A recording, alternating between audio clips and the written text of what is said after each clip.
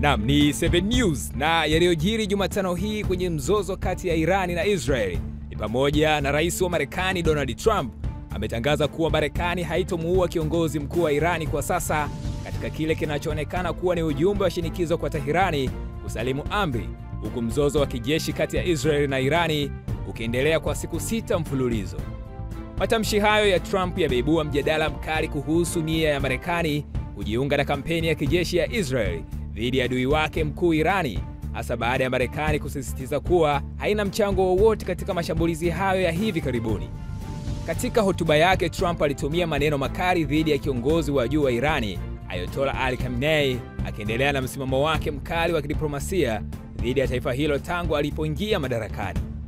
Taarifa hiyo imezua maswali muhimu kuhusu msimamo wa sasa wa Marekani, hasa ikizingatiwa kuwa kauli ya Trump inakuja wakati ambapo Washington imekuwa ikiepuka kujihusisha moja kwa moja na mashambulizi ya Israel, licha ya kuwa ni mshirika wake wa karibu zaidi.